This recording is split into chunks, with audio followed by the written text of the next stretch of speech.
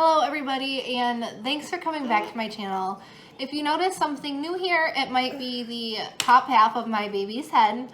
He is not cooperating well with me doing a video. Okay, we're gonna have to take a break with baby here. I'm gonna have to give him some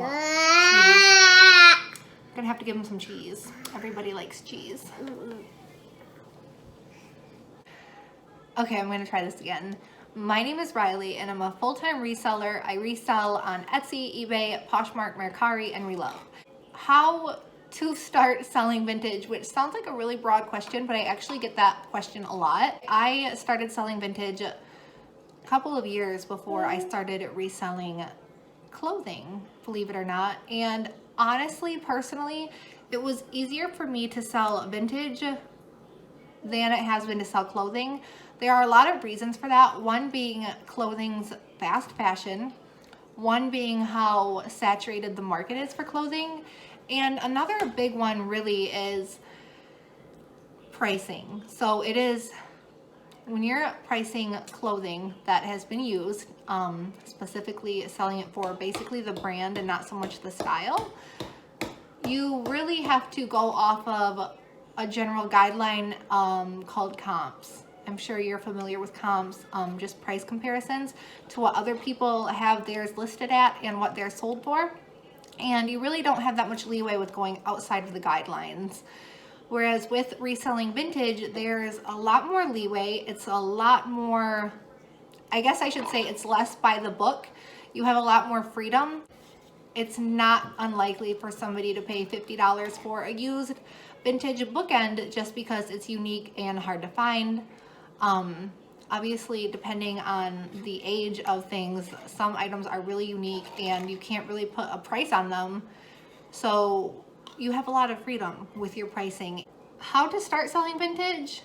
All I can really do to answer that question is tell you guys what I did, because there's really no easy place to start. But it's really easy at first to feel like you're getting in over your head, because like a lot of people say, they don't know what to look for, they don't know what's hot. Obviously, just because it's vintage doesn't mean it's worth money, and that's one thing that I really want to put out there. I made the mistake quite a few times of picking up something just because it was older than what I would usually find, that I thought would hold value just because of their age. And when I first started this, I also went to the library and I read through maybe 4 or 5 antiques and collectibles books. Just kind of gave me a taste of like which pottery makers and which glass makers to look out for. And I spent a lot of time going into Goodwill, going down the ceramics aisle, the kitchen and dining aisles, and literally just finding something that looked older, looking on the bottom of it, seeing what the marking was, seeing what the markings were, and Googling the markings. I spent a lot of time doing that. I'm fortunate enough to where my grandma has a love for vintage items. I've always loved older items, so I already kind of had the general knowledge of like Hull and Fenton glass and jadeite and stuff like that. I had like a general knowledge of, I guess we could say. My baby's gonna photobomb this video so many times. So I guess that's my biggest tip for how to start reselling vintage, is just go to Goodwill and start researching the bottoms of things. Because if you just research on Google vintage items that are worth money, you know, the basics are gonna show up, like rare Pyrex and old hard to find vinyl records and certain types of vintage, like Edwardian, I guess, antique furniture and stuff like that is going to show up. But your chances of actually finding those things are, you know, slim to none. So just kind of get an idea for the bread and butter vintages that sell. So I can say reselling vintage versus reselling clothing. My vintage items sell at a higher average price point than my clothing. I think in part to the fact that I can really set my own price. Reselling vintage is fun, but I do believe you have to have a passion for it. So I caught myself for a while there bringing items home just because they were mid-century. They weren't really my taste, and I really kind of started to lose the motivation and the passion in listing vintage items. So I took a break for about a month, which doesn't sound like a long time, but for me it was a long time because I was putting every single hour of my day into reselling vintage for a while there, and to just cut cold turkey like that, I think what happened was I just overwhelmed myself with shipping. I was selling a lot. I was going through a lot of shipping supplies, a lot of bubble wrap. I would go to 3 different Goodwills every single day because it only took me 5 minutes to search through the ceramic section. You just walk in, walk down the aisle, and walk out, unlike going through clothing where you really kind of have to sift through everything. I kind of just burned myself out because I stopped picking up things that I actually had a passion for, and I was just picking them up because they were old and mid-century and maybe somebody would want them. Although most of the things that I picked up during that time actually sold because they were somebody's taste, I lost the motivation for it. If you don't have passion in reselling vintage, you can still resell it, of course, but you're gonna have to find other ways of motivation, because if it's not something you love doing, it's easy to get burned out, which I also see happening to a lot of people who only resell clothing. So I think it's not for everybody, but I think personally for me, I have the perfect mix of clothing and vintage. So reselling clothing is easy. It's easier to list for me. It's obviously easier to store and easier to ship. There are a few more measurements you need to take, and then you always have that risk of what if the buyer doesn't like it because it doesn't fit. There are a lot of reasons for a flaw in clothing because they're actually worn. I'm gonna have to edit the crap out of this video because my son's video bombed me 27 times. You're just gonna mess up my whole setup. One more tip I have before my baby really screams me out of the video. When you're reselling vintage, when you start, it's really easy to think about collectibles, and your brain kind of jumps to like collectible pottery and collectible plates and depression glass. But the reality is most of what I resell is not collectible. It is just old vintage things that people think are unique and cool looking and have a story behind them. So don't go looking at vintage plates and vintage teapots and vintage ceramics thinking that you're gonna find something that's collectible. Because most of what people think is collectible, like depression glass and honestly even Pyrex, has really depreciated in value because everybody has the same idea. If something is collectible, you hold on to it or you list it on eBay. So when you're reselling vintage and you start, your best bet is to just find what you think someone will appreciate.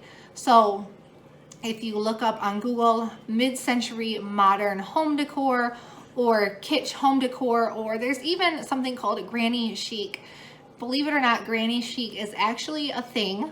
I think it's pretty cool. It may not be for everybody, but it's basically just having a couple rooms in your house that really have that cottage vibe, that old grandma who sits on her front porch and knits and has cute tacky decorations hanging throughout her house. Like, that is a thing. People love that kind of stuff. So if you're going to dabble in reselling vintage, make sure you really clear your mind with what you think is going to be worth money and open yourself up to a bigger picture of what people are actually really going to appreciate, not just collectibles. I really want to put that out there because that's actually really important to me. Reselling vintage is my absolute #1 passion. I love reselling clothing. I love dressing a mannequin. I love packaging my items up. I really truly love it, as corny as that sounds, but there will always be something to me about reselling a vintage item, giving it a new home where it will hopefully be appreciated endlessly. So that is what I have to say about reselling vintage versus reselling clothing. I'm going to move on to my haul now. I'm gonna roll through these. So this is an Ann Taylor loft top. The reason I bought this one was because it was half off. It was only $1.50 and I really liked this. Very avant-garde. $1.50, I really can't go wrong, and I want to get more summer stuff in my closet. Obviously not a brand that I would always pick up. I'll probably list it around $20. Maybe on the lower side, like between $15 and $20. This one I picked up because at the thrift shop that I went to last week it was buy one get one free all clothing items, and I think I had 7 things and she said I could get my next one free, so I just ran over, picked out the first thing that I passed on, and it was this Nautica top. And I really like this one, but the only reason I passed on it is because Nautica is not one of the brands that I would typically pick up, but it has like a really nice sailor style, and I think I'll list it for $15 to $20 regardless.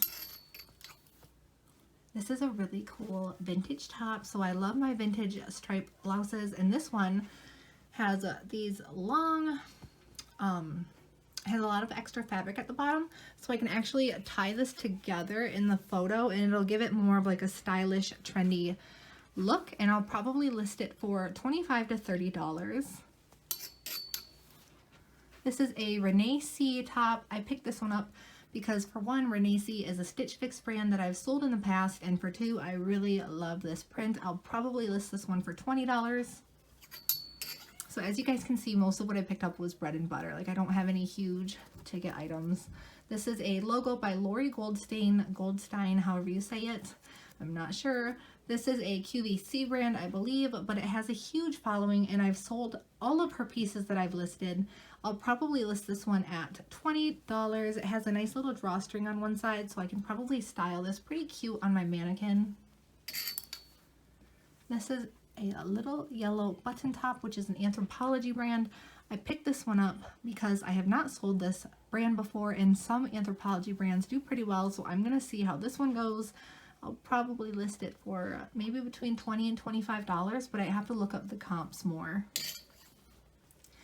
I found this is crazy. I found this exact same BDG plaid flannel top in a different color and different size at a different Goodwill like 2 weeks ago. I found a large, this one's a medium. At first I thought it was from the same donation, but they're 2 different sizes.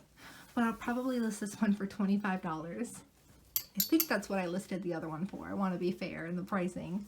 This is a Susan Graver top, which it's kind of like logo by Lori Goldstein. It has a really big following. I find a lot of Susan Graver, but I only try to pick up the more like contemporary pieces.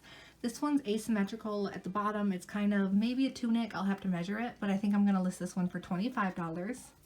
It's just really nice, high quality clothing by Susan Graver and logo by Lori. This is an awesome vintage Disney, I'm guessing 90s Mickey Mouse top, and this one really reminds me of like grunge, like a mix between hip hop and grunge from the 90s. So I think I'm going to list this one around $50 because it is a unique piece and it's in really good condition for its age.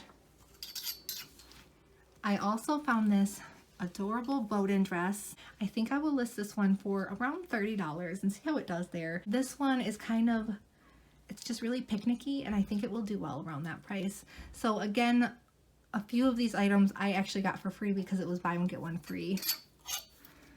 This is a Johnny Was collection. This is an older Johnny Was label, but I think this is from the Resort collection. I'm not totally sure. I'm definitely not a Johnny Was expert. It's a very, very long maxi dress, and unfortunately, most of the Johnny Was pieces that sell well or for higher dollar amounts are heavily embroidered, almost boho western, like a weird mix. This one is kind of in its own category, so I'm not sure what I'm going to price it at. It reminds me of a grandma couch, but I'm not going to put that in the listing. This is a Prana top. Prana is a yoga brand, and it actually has like these really cool bell sleeves, which it's going to be hard to photograph on a mannequin, so I might actually have to model it myself. And it has this tie waist. I'll probably list this one for $30 to $35. I found these Big Star jeans, which I picked up because they were 50% off, so I paid $5 for them. And I find Big Star quite a bit, but I only pick up certain styles. This is more of like a light to medium wash boot cut jean, so I'll see how they do. I'll probably list them at $25. This is a new Cobby label. Cobby jeans. I've never sold Cobby jeans before, so I'm gonna see how that goes. I'm not sure what I'm gonna list these at, but they're in really excellent condition. I could not say no to these vintage cha-cha pants. So these are like a metallic snakeskin with not a crazy statement bell bottom, maybe like a boot cut bell bottom mix, like a flare. I'll probably list these for $25 to $30. And then I found this really cute crossbody. I'm not so into teal, but I couldn't leave this one behind. It's a Big Buddha. So Big Buddha, they make really nice purses, and they don't retail for a lot and they don't resell for a lot, but I can probably get $20 out of this. And I'm a sucker for Big Buddha. If I find a Big Buddha purse and I don't think it'll resell, I usually keep it for myself. I found these Jeffrey Campbell sandals, and they're basically brand new. I mean, these look great. So I'm not sure what I'm going to list these at, but maybe around $40. The clearance sticker said 56 something, so I think asking $40 is fair. Okay, everybody, I hope you guys enjoyed my haul and my video on how to start reselling vintage. If you guys want to see more of this type of stuff in the future, go ahead and hit that subscribe button down below. I will leave a link to my Instagram in the description, and from my Instagram there's a link tree to most of the platforms that I sell on. And if you guys want to see more videos talking about vintage in the future, I can definitely do that, because boy do I have a lot to talk about. I love my vintage. So as always, happy selling.